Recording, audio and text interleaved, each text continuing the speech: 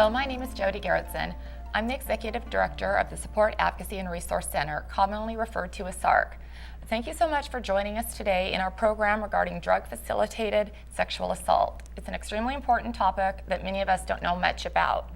Today on our program, we will have Andrea Aldous, who is an Education Outreach Coordinator at SARC, Traci Swett, who is a nurse at Cadillac Regional Medical Center, and Heather Holben, who is a mental health counselor. Andrea, would you mind beginning with explaining to us what drug-facilitated sexual assault is? Sure, JoDee. So drug-facilitated sexual assault is when someone uses drugs or alcohol to compromise an individual's ability to consent to sexual activity. So these are much more likely to involve men and women who don't know each other very well, so such as strangers, acquaintances, or casual dates. So when we refer to date or acquaintance rape, this is forced, manipulated, or coerced sexual activity where the offender and the victim actually know each other. This can be violent or nonviolent and can actually be the most devastating sometimes to the victim because they actually liked and trusted the offender. And because of this, it's actually one of the least reported crimes as well. How often does this type of assault occur in our community? Well, it's kind of hard to tell because only 16% of rapes are actually reported. But I do have some stats that kind of give us an idea. So date rape is actually the #1 sexual assault among teens, and 75% of male college students and 55% of female college students involved in date rape had been drinking or using drugs at the time of the assault. 1 out of every 4 women between the ages of 16 to 24 will be a victim of acquaintance rape at some point, and 70% of rapes involve drugs and or alcohol. Can you explain why people commonly refer to drug-facilitated sexual assault as date rape? Well, for the purpose of this show, we're going to focus on rape that involves drugs and or alcohol. So the term date rape is often widely used, but experts actually prefer that we use the term drug-facilitated sexual assault. So these drugs are used on both men and women, and a lot of times they're actually used for other crimes, so such as robbery or physical assault. And the term date rape can be misleading because oftentimes the offender they're not necessarily dating the victim or they're not in a committed relationship with them. So again, a lot of times it can just be acquaintances or strangers. So this can happen in any social setting, such as clubs, parties, bars, that type of thing. And alcohol is actually the most commonly used drug, but there's other substances, which is gonna be like Rohypnol, GHB, GBL, and a couple other substances, but actually Traci's gonna help us talk about that a little bit later in the show. Okay, so you mentioned about the ability to give consent. Can you elaborate on what is consent? Sure. So the definition of consent means that at the time of the act of sexual contact, there are actual words or conduct freely given that indicate consent to engage in any type of sexual activity. So consent is a process and it must be asked for every step of the way. And so you must actually get a yes. It can't just be a head nod or a shoulder shrug. And it must be freely given. So it's not something that you want to be pressured into or forced into. So consent under force, threat, or manipulation is actually not valid consent. So we need to always remember that the absence of no does not necessarily mean yes. Are there any segments of the population in Washington State that are not able to provide consent? Yes, there's actually 3 different populations in Washington State. So the first one are minors, so that's anyone who's under the age of 16. The second are people who have developmental disabilities, and then the third are people who are under the influence of drugs or alcohol. So, and that's what we're talking about today. So even if they say yes, the law may not recognize that they were able to give the consent freely. So why is someone under the influence of drugs or alcohol not able to give consent? And I think it's a really important question because oftentimes with high schoolers and parties when people are drinking, I think people can be confused about that. So if you could explain that, that would be helpful. Sure. So this is what we call diminished capacity. So diminished capacity exists when an individual does not have the ability to communicate consent, okay? So reasons for this inability might include they're sleeping, that they're passed out, that they're drugged, they're unconscious, or they're mentally incapacitated. So it's important to understand diminished capacity because oftentimes the victim actually blames themselves because they feel like they maybe drank too much or that they took drugs, and so they take that blame upon themselves. And actually, it's very essential that we emphasize to the victim that it's not their fault, but instead it's the aggressor's fault for taking advantage of his or her diminished capacity. So would it be possible then that a high school person on a date, if they provide drugs or alcohol to their date and then have sexual intercourse later, that could indeed be considered rape? Right. So if you have sex with someone who is too high or too drunk to give consent, it's considered legally rape even if they never said no. Okay, thank you very much. Yeah, And I'd like to introduce Traci Swett, who is a registered nurse. And Andrea mentioned earlier that alcohol is the most commonly used rape drug. Why is this? Exactly. Most date rapists use alcohol as a way to excuse their behavior. One study done, 60% of college date rapes were interviewed that they felt that they committed the rape because of the alcohol that they consumed. These rapists don't see themselves as real criminals. They use because weapons and violence aren't used to commit their assault. Some of them may purposely get drunk when they want to act sexually aggressive because they feel that the intoxication will provide them as an excuse for their behavior. Mm-hmm. So really alcohol isn't an excuse for aggressive behavior from what you've seen? No. Okay. Can you also explain the most commonly drugs that are used, their effects, and what role they may play in exams that you perform? Well, these drugs have a lot of different effects on the victim. One of them is leaving the victim completely unconscious and unable to remember any of the details that has happened.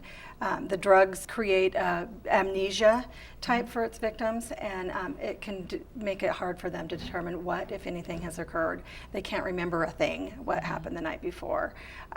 If a person uses these such drugs willingly, they may increase their chances of being sexually assaulted as well. These substances lower their inhibitions and make it easier for the perpetrator to take advantage of the victim. These types of drugs are typically distributed over dances, raves, parties, dance clubs, bars, etc. However, they're also being sold in schools, colleges, campuses, private parties. Some of them can be purchased legally through written prescriptions, but then sold illegally on the streets. Currently these drugs are widely available in most of the communities and are becoming increasingly available in the suburban and rural communities as well. One of the first types of the drugs is Rohypnol. It's not approved for medical use, but in the United States, it's also has been smuggled in the country, and it's becoming a popular street drug. It's a small white tablet. It looks a lot like an aspirin. It dissolves quickly, and it can take effect within 30 minutes. The effect is within 2 hours, and it can last for at least 8 hours or more. Another one of the drugs is GHB. It hasn't been approved since 1990, but it is also illegal for distribution and sale. Some of the street names includes grievous bodily harm, or GHB, Liquid X, Liquid E, cherry meth. Pure GHB is commonly sold as a clear, odorless liquid or white crystalline powder. It is made in home labs. The effects are often unpredictable. Once it's ingested, it can take effect within 15 minutes and can last at least 3 to 4 hours. Another product like GHB is GBL. It's often sold as a diabetic supplement or an industrial cleaner. When the body metabolizes it, it becomes twice as potent as GHB. It has a bitter taste, and it can easily be masked by putting it in a drink, strong tasting drink. It also comes in flavors such as lime, cinnamon, cherry. It only takes about 30 to 45 minutes to take effect. People who take this may act normal, not appear sedated or intoxicated, but will have no memory of that time period. It can also make it difficult for friends or acquaintances to know that that person has been drugged. The fourth medication is benzodiazepine, which is commonly prescribed in the household as an anti-anxiety or sleeping pill. It's in the United States. It can also be put in an alcoholic drink or soft drink in the liquid form. These are legal forms of Rohypnol.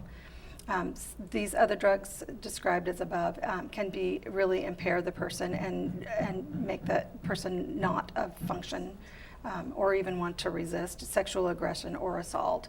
For these drugs, also alcohol increases the effects of these drugs. Some of the common effects of these drugs are hampered mobility, memory impairment, verbal incoherence, intense drowsiness, visual disturbances, confusion, amnesia, nausea. in more severe of the cases, respiratory failure, seizures, and coma, and even death can occur. So these are very dangerous drugs to be using. As a nurse, do you think that these may be happening more often than we're recognizing in the ER rooms? Oh yes. You know, we see a lot of people come in. They have no idea what happened. They can't tell me what has happened. They are very tearful. They, you know, the ones that do come in, they and I can't tell what has happened either. I mean, it's very difficult to determine what they've been ingesting. So I imagine that's one of the reasons perpetrators really like to use these drugs, because it's hard to catch them. Are there some additional reasons that have made this so popular a way to be able to sexually assault someone? Well, these drugs are common because they're appealing, because they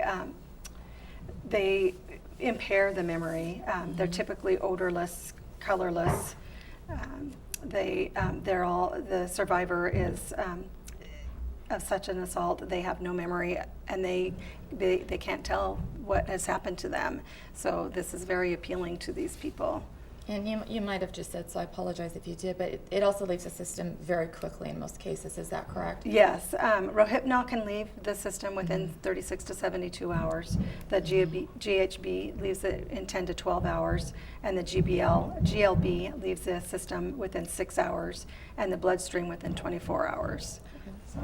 Could you explain what maybe we should, not only what nurses might identify in the hospital, but thinking about if you are with people, you know, at a club, and what are some actions that the way someone is acting might indicate that there was a concern that you might be looking at as a nurse, but also other people, so that we can watch out for each other?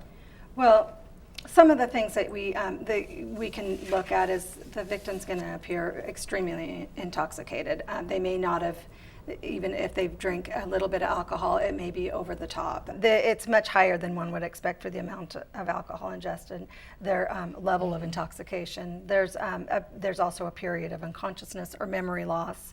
A person feels that they may have been sexually assaulted, their clothing or disarray, their memory, they won't have any memory of the assault. So that's some of the things that you can look for. That, you know, the person's acting differently, they're more drowsy than normal. So, and from your point of view, from working at the hospital, would it be appropriate to bring in someone if they were concerned just based on those behaviors? Exactly.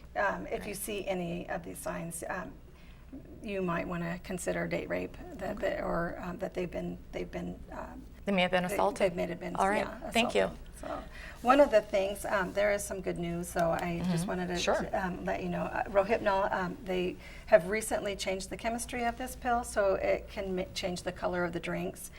It'll to bright blue, or make the dark drinks go cloudy.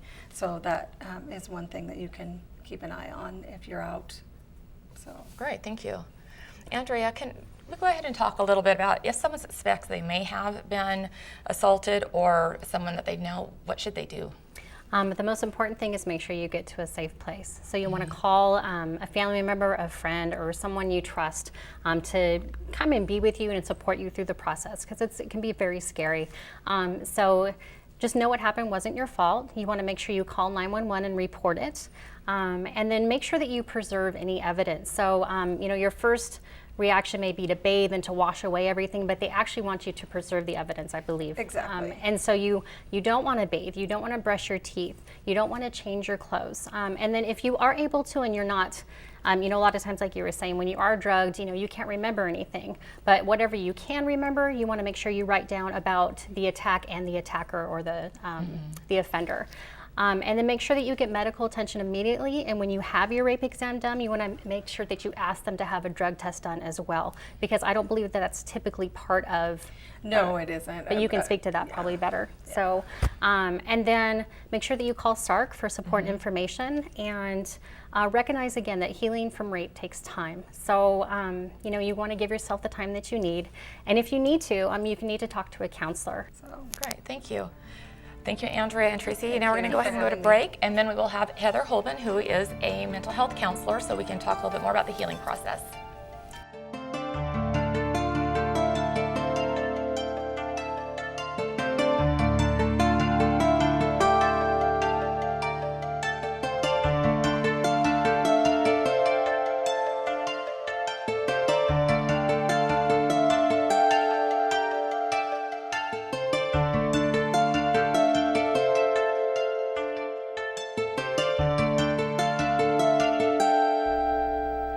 Thank you for staying with us about this very important topic. While all sexual assaults can be extremely traumatic, we have brought Heather Holben, a licensed mental health counselor, with us to talk more about some of the emotional impacts that drug-facilitated sexual assault a victim can have. Well, I think victims of drug-facilitated sexual assault may experience a lot of the common reactions to sexual assault in general, and these can include shock, confusion, anxiety, fear, sadness, depression. There may be thoughts about hurting yourself, suicidal thoughts, that kind of thing. But in my experience in working with survivors of drug-facilitated sexual assault specifically, it seems that these emotions are amplified or more intense. And that's for a lot of reasons, which I'll talk about. Victims may feel a lot of confusion or self-doubt. So as you discussed before, because of the drug side effects, a lot of times the victim will have little or no memory of what happened to them. And because of this, because there's no evidence, or they feel there's no evidence, a lot of times they'll ignore or they'll explain away their physical sense or their intuition that something has happened. And a lot of times you'll hear victims talk about feeling like they're crazy or they're overreacting to the situation. Victims can also feel embarrassed. As you said, a lot of times drug-facilitated sexual assault can happen in a social setting, like a party or a bar or something like that. So because of that, a lot of times there's people there who are witnessing either prior to or during the assault. And because of the drug side effects, the victim's behavior, as you said, might appear willing or voluntary when in fact it's not. So sometimes the victim can feel really embarrassed about things that people might have seen them do or participate in, and they might be really worried that these people thought that it was something that they were willing to participate in. Victims can also feel a lot of shame and guilt. Again, because these type of assaults happen in a social setting, a victim may have made the choice to drink alcohol or use other drugs or engage in other sexual activity prior to the assault. And so because of that, they might blame themselves for their behavior or those choices and feel that it's their fault. They might tell themselves things like, well, you know, if I wouldn't have gone to the party or I wouldn't have drank or done drugs, this assault would have never happened. Instead of course, putting the blame on the offender who took advantage of their diminished capacity state. Victims may also fear a lot of fear. And as I mentioned before, so if they have partial or no memory of what happened, sometimes the victim doesn't know who hurt them. They don't know what happened during the entire period that they have lost consciousness, and they don't know who may have saw it. So this can create a lot of anxiety or fear. A lot of times victims will kind of play the what if game with themselves, kind of imagining or thinking about all the things that could have possibly happened to them during that time period that they don't remember. And this can a lot of times be more traumatizing, doing the what ifs and imagining, than the actual assault. There can also be some fear that they don't know who hurt them. So sometimes the victim will feel really paranoid or afraid or become hypervigilant, tuning into clues or changes in behavior of their friends or acquaintances, trying to kind of piece it together and figure out who hurt them. And because they don't know who hurt them, they often don't know if they're safe. They can't take steps to help themselves feel safe, which is really scary. You know, if you're out there and you're putting trust in people, worrying a lot of times that you're re-exposing yourself to the person or spending time with that has hurt you without knowing it. That can be really scary and overwhelming for victims after such an assault. And finally, victims can feel a lot of anger. So as I mentioned earlier, I think you mentioned, if the victim does know their offender, whether it's really well or just sort of casually, they have put trust in that person a lot of times not to harm them physically or emotionally, and that trust was violated. So a victim can be really angry with their aggressor for violating that trust. And often what you'll see too is the victim is really angry with themselves for trusting that person when they shouldn't have. And you'll hear them say a lot of things like, I should have known better, it was my fault. They'll say things like, well, if I wouldn't have done this, it wouldn't have happened, that kind of thing, and really put the blame on themselves and feel angry for themselves for making that choice. That brings up a couple of questions. Oftentimes in sexual violence, the friends or the non-offending caregivers have a difficult time believing the person was victimized because it's a horrific act, and if they can stay in denial, it's just a safer place to be. With these victims, does that happen maybe a bit more because there's not a memory and it's hard to believe that could happen? Is it heightened a little bit more that they're not believed as much? Oh, I think absolutely. Well, I think a lot of times in these situations too, friends and family can do a lot of what's called victim blaming, where they blame the person for, going to the party or drinking or doing drugs, and don't believe that it was against their will, that maybe they participated, particularly with teenagers. Parents can be really upset when they find out that maybe something has happened or their teen feels that something has happened, and they can not believe the teen, that they were taken advantage of. What might be a more helpful response to someone? I think, keep your opinions to yourself, first of all, and just believe the person and just help them in the least judgmental way as possible. Go seek medical attention and counseling, if that's necessary. And while you're helping that person do that, try to stay calm, and then go find somewhere else in private to do your emotional reactions or someone else to talk to about your concerns. I know, is that also sometimes why teenagers don't report things like that, is because they feel like they're going to get in trouble for, having taken drugs or drank at a party? Because I know that's sometimes the reason why that's not reported as well. Oh, absolutely. I've worked with a lot of victims who feel, again, guilty or ashamed, or they're worried about legal action if they're underage and are consuming drugs or alcohol, that they're going to get arrested or in trouble.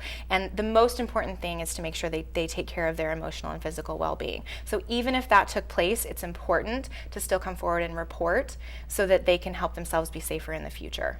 I think it's pretty safe to say, well, we can't speak for law enforcement. We have been on multiple hospital calls, and I've never witnessed law enforcement be concerned, but not get a minor in trouble for having the drugs or alcohol because they're concerned about the sexual assault. So I think it's really important that I'm glad you bring that up. Teens need to understand that, and adults as well. So you've told us a lot about the way a victim may feel. Are there some long-term effects and long-term impacts that can occur as well? Yeah, there absolutely can be. Again, victims of drug-facilitated sexual assault can experience a lot of the common long-term impacts of sexual assault. So those can be things, even initially, like shock, disbelief, denial, things like that. It can also include things like changes in appetite, sleep disturbance, depression, anxiety, sometimes substance abuse or eating disorders to kind of put aside the feelings that they're experiencing, and even maybe self-harm, suicidal thoughts, those kind of things. But I think specifically with victims of drug-facilitated sexual assault, there's some specific factors not present in other kinds of sexual assault that can create barriers to their recovery and long-term healing. And so some of those are an ongoing fear and safety concerns. So as I said before, if a person doesn't know or have memory of who hurt them, they can feel afraid or have safety issues long past your typical survivor of sexual assault because they aren't able to know who hurt them and take the physical and emotional steps necessary to keep themselves safe and have a sense of feeling and feeling of safety and calm after the assault, as you would maybe in a typical sexual assault. A lot of times if a victim comes forward or tells somebody about the assault, or maybe even if they thought that something happened or they were assaulted, like a friend or something, there can be a fear of retaliation or harassment by the offender's family or friends or acquaintances or that kind of thing. Long-term victims can also experience social isolation. So if a victim does know their offender, maybe they go to the same school, they have mutual friends, they're in the same social circle, that victim can encounter their aggressor after the assault again and again. And what happens in those instances a lot of times is it will trigger all of those emotions that I just talked about, and they can experience a lot of distress and re-traumatization each time that they run into that person. So in an effort to avoid that, they start to isolate themselves from places they used to go or people they used to spend time with, so they don't have to feel that because it doesn't feel good. And a lot of times it leaves them really isolated and away from their daily routine. And a lot of times routine and kind of getting back to your daily things that you're used to doing can create that sense of safety that can help healing. But for drug-facilitated sexual assault survivors, that's not there a lot of times if they feel like they have to isolate themselves from seeing their offender again and again. And finally, sometimes victims of drug-facilitated sexual assault can feel a lot of frustration and anger, not only because they don't remember it and they're very frustrated. I've worked with lots and lots of victims that maybe have been drugged or had alcohol involved in their assault, and they just want to remember, and they feel so frustrated with themselves that they can't, and it's just a biological thing. And sometimes that memory comes and sometimes it doesn't, and that's something that's really helpful to work through in counseling. But there's a lot of frustration that they can't remember, and they get really angry with themselves. Thank you, Heather. Absolutely. Obviously, it's a sad reality that this is happening in our community, and probably more so than we understand. Andrea, are there some things that you can help explain to the audience on how we can reduce the risk of this occurring? Sure. So, like you said, rape is a sad reality, and unfortunately, it can happen to anyone. So, when secretly slipped into a beverage, even just something as simple as a glass of lemonade, sedating substances can leave anyone vulnerable to a sexual assault, unfortunately. So you may not be able to see it, you may not be able to smell it, or even taste it in your drink. So you don't have to be at a bar or club. This could be in any social setting. I mean, this happens everywhere. It's not just, it's not just at parties. And so the tragic fact is that the reasons for rape really have nothing to do with you. So there are some things that we can do to help reduce your risk if you are out of these type of situations. So make sure that you always keep your beverage in sight. Make sure that if you're at a social gathering, don't accept open container drinks from anyone. Always see when it's open, see what they're putting in it. And then if you hear or see that someone is dosing, they call it dosing the punch bowl or dosing drinks, make sure that you do something. Warn other people at the party, throw your drink away, take other people's drinks away. Stand up and be that person. Don't be just a bystander for it. To actually do something about it. And if you see someone who looks like they've been drugged, make sure that they get immediate medical attention. So if you do go to a club or a party or a bar, make sure that you have a safety plan in place with your friends. So you want to make sure that you have one designated sober person who can basically watch out for everyone else and make sure that everyone is where they're supposed to be, and that they don't go home with someone that they don't know very well. And that's another safety rule, of course. Don't leave someplace with someone you don't know. Make sure you leave the party or wherever you're at with friends. And then also trust your instincts. If something doesn't seem right or you just don't feel good about it, get out of the situation. But if you aren't able to, make sure that you make a lot of noise. If you are being sexually assaulted, they don't want you to make a scene. They don't want you to make noise. So that's, your best, I guess, what would you call it? Yeah, your best defense against something like that. So, and then if someone seems very drunk, or if, as Traci was saying, if they take one drink and all of a sudden they're acting just very unusual, if they get sick after drinking a beverage, if they're having trouble breathing, if they pass out, the person may be in danger. So make sure that you get them immediate medical attention. Call 911. Don't have the assumption that the person just needs to sleep it off, because a lot of times these type of things can actually cause people to die. So it's very important that they get help. So one of the things you mentioned was trying to make as much noise as possible, which of course would be helpful. Is it true to say, though, that many people respond very differently when they are being sexually assaulted? Right. And the way that you respond or don't respond is really irrelevant to the fact that it wasn't your fault and you did what you could to survive at that time. Regardless, it's kind of like what we explain with, the young children that we teach. Even if you fought and did everything, and even if you said no and the person still proceeds, it's still not your fault. It's unfortunately just some people aren't able to control themselves, and this happens. So when they take advantage of the situation. Well, and I think if you go into a place where you're freezing and not able to respond, as soon as you are, make sure that you get help, trust your gut that something happened that you weren't okay with, and go get medical attention, as soon as possible, or tell somebody safe. Right. Thank you very much for both of you, and for Traci for joining us as well. These topics are very difficult and often can trigger feelings from people watching the shows. So we want to be sure that our community does understand that SARC is completely free and confidential. We have 24-hour crisis intervention available. Our phone number is 374-5391. And so we really encourage people to call with any questions, concerns, or any troubles they may be having. Thank you very much.